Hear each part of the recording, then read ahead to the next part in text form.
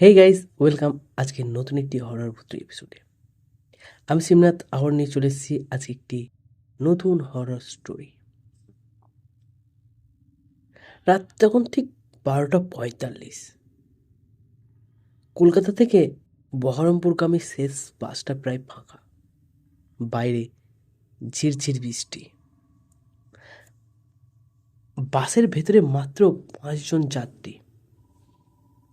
তাদের মধ্যে একজন ছিল অরিজিৎ। একটি প্রাইভেট কোম্পানিতে কাজ করতো সে। অফিসে কাজ শেষ হতে দেরি হয়েছিল সেই দিন,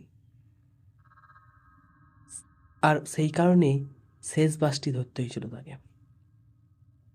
বাস ছাড়তেই অরিজিৎ লক্ষ্য করলো সব যাত্রী অদ্ভুতভাবে চুপ। কেউ ফোন ব্যবহার করছে না, কেউ কথা বলছে না, শুধু বাসের ইঞ্জিনের শব্দ আর বৃষ্টির আওয়াজ। হঠাৎ তার চোখ গেল এক বৃদ্ধ লোকের দিকে। বৃদ্ধ লোকটি এক দৃষ্টিতে জানলার বাইরে তাকিয়ে, মুখে অদ্ভুত হাসি। কয়েক মিনিট পর বৃদ্ধ লোকটি ধীরে ধীরে বলল, আজ আবার একজন নতুন উঠেছে। অরিজিৎ অবাক। লোকটি কি তাকে বলছে? কিন্তু বৃদ্ধা আর কিছু বলল না। বাস ধীরে ধীরে শহর ছেড়ে গ্রামের রাস্তায় ঢুকে গেল। বৃষ্টি আরও বাড়ছে। হঠাৎ বাসটি একটি নির্জন স্টপেজে থামল। ড্রাইভার দরজা খুলে দিল। বাইরে কেউ নেই, শুধু একজন মহিলা বাসে উঠে এলো। সাদা শাড়ি, মুখ নিচু, পুরো ভিজে গেছে গোটা বডি। মহিলাটি এসে অরিজিতের ঠিক সামনে বসে পড়ল। অরিজিৎ অদ্ভুত একটা ঠান্ডা অনুভব করলো। মহিলার শরীর থেকে যেন বরফ হাওয়া বয়ে যাচ্ছে। কিছুক্ষণ পর বাস আবার চলতে শুরু করলো। অরিজিৎ জানালার কাছে নিজের প্রতিচ্ছবি দেখতে গিয়ে হঠাৎ থমকে গেল। তার সামনে বসে থাকা মহিলা, কোনো প্রতিচ্ছবি নেই, কাছে শুধু নিজের মুখ দেখা যাচ্ছে, মহিলার না। অরিজিতের বুকটা ধড়ফড় করতে লাগলো। ঠিক তখনই পিছন থেকে ফিস ফিস শব্দ এলো। দেখতে পেয়েছে। অরিজিৎ ঘুরে দেখলো বৃদ্ধ লোকটি। সে আস্তে বলল, ও মানুষ নয়। অরিজিৎ কিছু বলার আগেই বাসের লাইটগুলো কয়েকবার জ্বলে নিভে গেল। তারপর পুরো বাস অন্ধকার। মাত্র কয়েক সেকেন্ড লাইট ফিরে আসতে। সামনের সিট খালি, মহিলাটি নেই, একেবারেই নেই। অরিজিৎ উঠে দাঁড়ালো। পুরো বাস খুঁজলো, কোথাও নেই, কিন্তু দরজাও খোলেনি। তাহলে সে গেল কোথায়? ড্রাইভারের কাছে গিয়ে জিজ্ঞাসা করতেই ড্রাইভার ফ্যাকাশে হয়ে গেল। সাদা শাড়ি মহিলা? হ্যাঁ হ্যাঁ। ড্রাইভার কিছুক্ষণ চুপ করে রইল, তারপর বলল, 3 বছর আগে এই রাস্তায় একটা ভয়ঙ্কর ঘটনা হয়েছিল। কি হয়েছিল? একটা বাস খাদে পড়ে যায়, তারপর সব যাত্রী মারা যায়।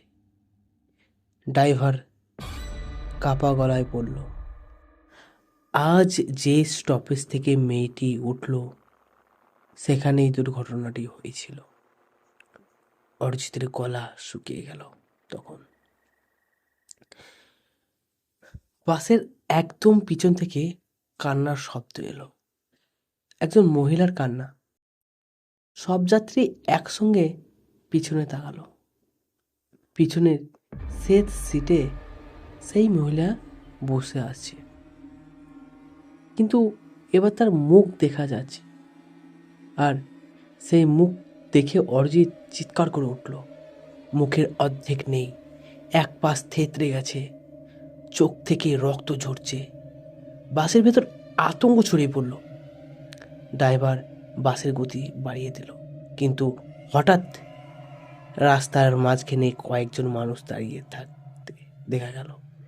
সবাই ভিজে, সবাই ফ্যাকাশে, সবাই হাত নেড়ে বাসে, সবাই হাত নাড়ছে, বাস থামতে বলছে। ড্রাইভার ব্রেক করলো না। সে চিৎকার করে বলল, ওদের দিকে তাকাবেন না। কিন্তু অরিজিৎ তাকিয়ে ফেলল। আর তখনই বুঝলো ওদের কারো পা মাটিতে নেই, সবাই বাতাসে ভাসছে। হঠাৎ পুরো বাস কেঁপে উঠল। ইঞ্জিন বন্ধ, লাইট নিভে গেল, সব অন্ধকার। অন্ধকারের মধ্যে একটা কণ্ঠস্বর ভেসে এলো, আমাদের সঙ্গে চলো, আমাদের সঙ্গে চলো, আমাদের সঙ্গে চলো। অরিজিৎ অনুভব করলো কেউ তার কাঁধে হাত রেখেছে, বরফের মতো ঠান্ডা হাত। সে ধীরে ধীরে পিছনে তাকালো। সেই মহিলা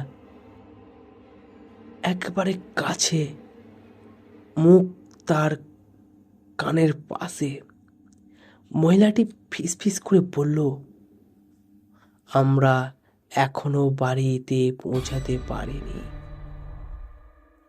তারপর এক বিকট চিৎকার। পরের দিন সকালে রাস্তার পাশে একটি বাস দাঁড়িয়েছিল। লোকজন এসে দেখল বাসের সব যাত্রী অজ্ঞান, শুধু একজন নিখোঁজ, তার নাম অরিজিৎ। আজও নাকি সেই রাস্তায় মাঝরাতে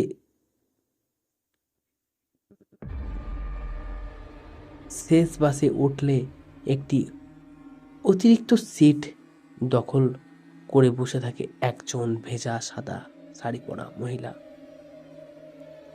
আর কেউ যদি তার মুখ দেখে ফেলে, সে আর কখনো নিজের গন্তব্যতে পৌঁছাতে পারে না।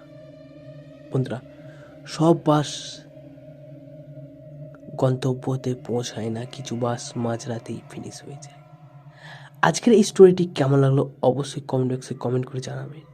আর নেক্সট স্টোরি আসা পর্যন্ত আমাদের চ্যানেলে যে সমস্ত স্টোরিগুলো আছে সেগুলো শুনে এনজয় না।